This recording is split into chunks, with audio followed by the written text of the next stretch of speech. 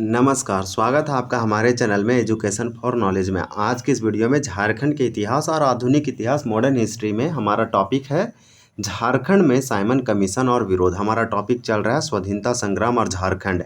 इससे लगातार हम लोग वीडियो को कंप्लीट कर रहे हैं। आज हमारा पार्ट जो है 5 है, आप ज़रूर देखिए पार्ट 1 से लेकर 4 तक। हालांकि ये मैं हूँ झारखंड बुक है, देव कुमार के द्वारा लिखा गया पहला एडिशन है इसका। इसमें PYQ और MCQ हर टॉपिक से बनाया गया, जो कि मोस्ट इंपॉर्टेंट है आपके लिए आने वाले एग्जाम JPSC और JSSC के लिए इंपॉर्टेंट होगा। और JPSC और JSSC में जो पूछे गए हैं पिछले सालों में वही सब सारे प्रश्न हैं, तो आप इसको प्रैक्टिस और रिवीजन कर सकते हैं ताकि आपको चीज़ें बहुत अच्छे से लर्न, रिमेंबर और समराइज हो। तो चलिए हम लोग यहाँ पे प्रैक्टिस करते हैं। आज हम लोग झारखंड में साइमन कमीशन और मजदूर आंदोलन को कवर करेंगे। सबसे पहले आपको साइमन कमीशन के बारे में थोड़ा सा नेशनल लेवल पे आपको ये मालूम होना चाहिए कि साइमन कमीशन क्या था, कब बना था और इसके अध्यक्ष कौन थे। तो साइमन कमीशन को साइमन या सिमोन कमीशन ही बोलते हैं। ये ब्रिटिश संसद के 7 सदस्य थे, यानी ब्रिटिश संसद MP, इसमें टोटल ब्रिटिश संसद जिसे पार्लियामेंट कहते हैं उसके MP के 7 सदस्यों का एक समूह था। इसका गठन जो किया गया था वो 8 नवंबर को किया गया था। ये आपके लिए मोस्ट इंपॉर्टेंट होगा, ये डेट याद रखिए 8 नवंबर। ये 1927 में इसका स्थापना किया गया था। और कहाँ किया गया था? तो ब्रिटेन में किया गया था। ये मोस्ट इंपॉर्टेंट है, लंदन UK आप बोल सकते हैं। सर जॉन साइमन के अध्यक्षता में भारत में ये जो है संवैधानिक कॉन्स्टिट्यूशनल रिफॉर्म या संवैधानिक सुधारों की जांच के लिए किया गया था। तो 7 सदस्य थे। इसका स्थापना 1927 में 8 नवंबर को किया गया। ब्रिटिश संसद के 7 सदस्य थे साइमन कमीशन में, और सर जॉन साइमन की अध्यक्षता में किया गया। क्यों किया गया? तो कॉन्स्टिट्यूशनल रिफॉर्म के लिए इंडिया में। इस आयोग में एक भी भारतीय सदस्य नहीं थे, ये आपको एकदम क्लियर कट होना चाहिए, जिसके कारण भारत में इसका भारी विरोध हुआ। अगर हम बात करें इसका मुख्य बातें और गठनों का, तो भारतीय संवैधानिक आयोग भी कहा जाता है। मतलब कि साइमन कमीशन को आप क्या क्या इसका नामों से जान सकते हैं। तो साइमन कमीशन बोल सकते हैं, गो बैक का तो नारा लगा, साइमन वापस जाओ, साइमन वापस जाओ, या साइमन गो बैक का नारा लगा पूरे देश भर में। लेकिन भारतीय संवैधानिक आयोग भी इसे कहा जाता है। इसका मुख्य काम जो है 1919 में जो आपका मॉन्टेग्यू चेम्सफोर्ड सुधार आया था उसके प्रति और कामकाज की समीक्षा करना था। इसमें सभी के सभी सदस्य ब्रिटिश थे, अंग्रेज थे, इसलिए इसे वाइट कमीशन यानी श्वेत आयोग भी कहा गया। तो श्वेत या वाइट कमीशन, ये और भारतीय वैधानिक आयोग और साइमन कमीशन, 3 नाम आपको हम बताए हैं। भारत में अगर बात करें तो ये मुंबई में पहली बार आए और वो 3 फरवरी को भारत में पहुंचा। तो ये मोस्ट इंपॉर्टेंट है, 3 फरवरी को भारत में पहुंचा और साल था 1928 में। ये मोस्ट इंपॉर्टेंट है, ये आप याद रख सकते हैं। 1928 में 3 फरवरी को आया। भारतीयों ने इसका जो है विरोध किया, क्योंकि भारत के भविष्य का फैसला अंग्रेज खुद कर रहे थे, इसमें किसी भी भारतीयों को शामिल नहीं किया गया था। लाला लाजपत राय का इसमें जो है लाठीचार्ज में गंभीर हो गया और उनका निधन भी हो गया। तो इतने फैक्ट याद रखिएगा, एक एक करके प्रश्नों को कवर करते हैं और हम लोग यहाँ पे इसे सॉल्व करने की कोशिश भी करते हैं। तो चलिए देखते हैं। आपका यहाँ पे क्वेश्चन दिया गया है, साइमन कमीशन से संबंधित है। आप देख सकते हैं पहला प्रश्न है, टोटल 3 प्रश्न है कि साइमन कमीशन झारखंड कब आया था। तो आपका यहाँ पे 1 का आंसर B होगा, दिसंबर 1928 में। झारखंड से संबंधित पूछ रहा है। भारत में ये 3 फरवरी को आ गया था, लेकिन 1928 में, और लेकिन इसका स्थापना तो हो गया था 1927 में। तो ब्रिटेन में हुआ था, तो उसे आने में भी टाइम लगा। तो साइमन कमीशन झारखंड कब आया था? तो दिसंबर 1928 में आया था। यहाँ पे 1 का आंसर आपका B होगा। 1928 में किसके अध्यक्षता में साइमन कमीशन के विरोध का प्रस्ताव पारित किया गया? तो साइमन कमीशन में जो है साइमन कमीशन के विरोध में प्रस्ताव पास किया गया किसके अध्यक्षता में? 1928 में। सो पूछा जा रहा है। 2 का आंसर आपका ये होगा, श्याम सहाय। फिर वहीं आपका इस साइमन कमीशन से रिलेटेड तीसरा प्रश्न है कि साइमन कमीशन के संदर्भ में सत्य कथन चुने। तो हमारा यहाँ 3 का आंसर D होगा, सभी कथन सत्य है। और हम लोग देख लेते हैं एक बार कि क्या यहाँ ऑप्शन हमारा D में दिया है सभी कथन सत्य है। तो हाँ दिया है, तो इसको ऑप्शन को पढ़ लेते हैं और इसके बारे में हम लोग यहाँ पे जितने भी फैक्ट है जानकारी ले लेते हैं। देखिए साइमन कमीशन, हजारीबाग में देवकी नंदन लाल एवं PC मित्रा के नेतृत्व में लोगों ने काला झंडा दिखाकर साइमन कमीशन का विरोध किया। यह पॉइंट याद रखिए, जो कि सही भी है। वहीं आपका दूसरा पॉइंट इसमें बताया गया है कि पलामू निवासी कोहड़ा पांडे के नेतृत्व में भी रांची में साइमन कमीशन का व्यापक जो से विरोध किया गया था। ये भी आपका सही है। 1928 में छोटा नागपुर उन्नति समाज के द्वारा जो है छोटा नागपुर राज्य के गठन हेतु साइमन कमीशन को एक मांग पत्र सौंपा गया था। ये वाला क्वेश्चन बहुत ज़्यादा फेमस भी है और ये जैसे पूछा भी गया है। तो ये सारे फैक्ट हम आपका जैसे यहाँ आंसर डी होगा, सारे कथन आपका सही है, आप आंसर भी देख सकते हैं। अब हमारा दूसरा है मजदूर आंदोलन। तो मजदूर आंदोलन से संबंधित देखते हैं। मजदूर आंदोलन इम्पोर्टेंट है, ये स्वाधीनता आंदोलन है और इसका झारखंड से कैसे संबंध है, झारखंड में कैसे इसका प्रचार और प्रसार हुआ वो हम लोग देखेंगे।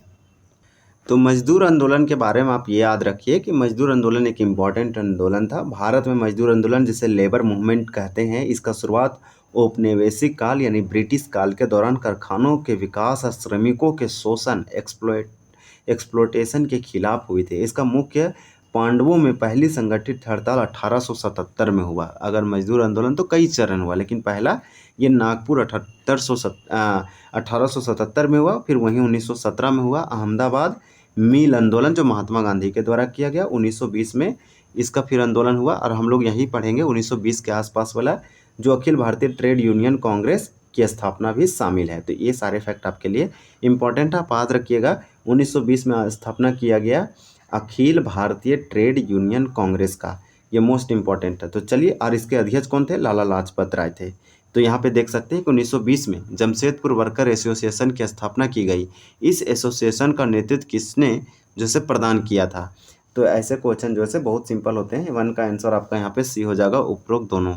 यानी कि आपको याद रखना है कि 1920 में जमशेदपुर वर्कर एसोसिएशन की स्थापना जो है से इसका स्थापना किया गया 1920 में। इस एसोसिएशन का स्थापना जो है किसके नेतृत्व में किया गया? तो व्योमेश चक्रवर्ती और आपका है एस.एन. हल्दर। तो एस.एन. हल्दर और व्योमेश चक्रवर्ती आपका यहाँ करेक्ट हो जाएगा।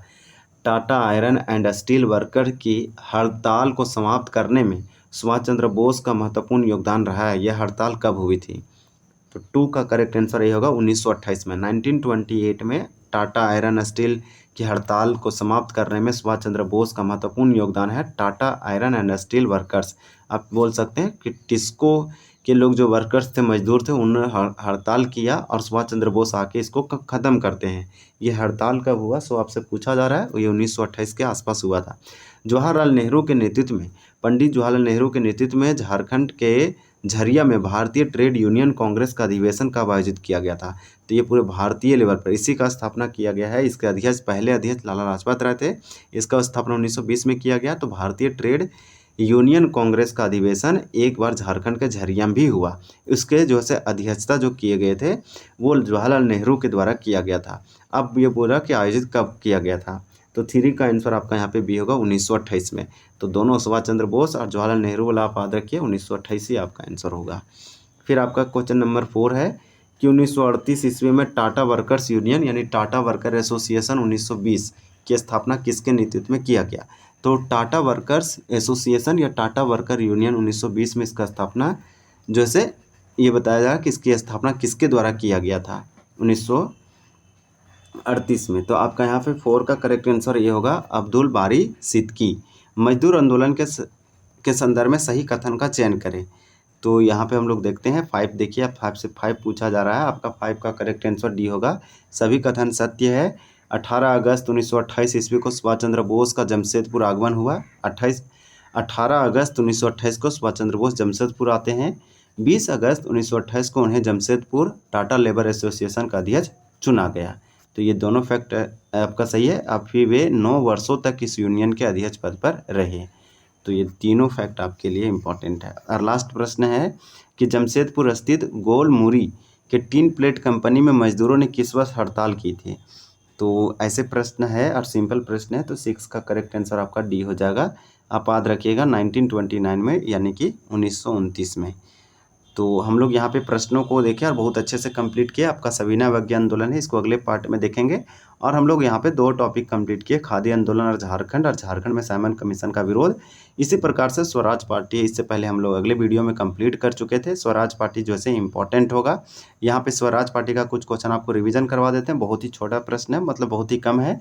कृष्ण वल्लभ सहाय को बिहार प्रांतीय स्वराज पार्टी में कौन सा पद प्रदान किया गया था? तो सचिव का पद जो है प्रदान किया गया था 1923 में। ये आपसे सिंपल पूछा जा रहा है कि 1923 इसमें दक्षिणी संथाल परगना में स्वराज पार्टी का प्रतिनिधि किसे चुना गया था? तो रामेश्वर लाल को जो है चुना गया था। ये आपका दक्षिणी संथाल परगना का स्वराज पार्टी का रिप्रेजेंटेटिव 1923 में, क्योंकि स्वराज पार्टी का 1923 में इसका स्थापना हुआ था। किस व्यक्ति को संथाल परगना क्षेत्र में स्वराज पार्टी का कार्यभार जो से दिया गया था? तो ये कृष्ण वल्लभ सहाय आपके लिए इंपॉर्टेंट हो जाएगा, आप याद रखिएगा।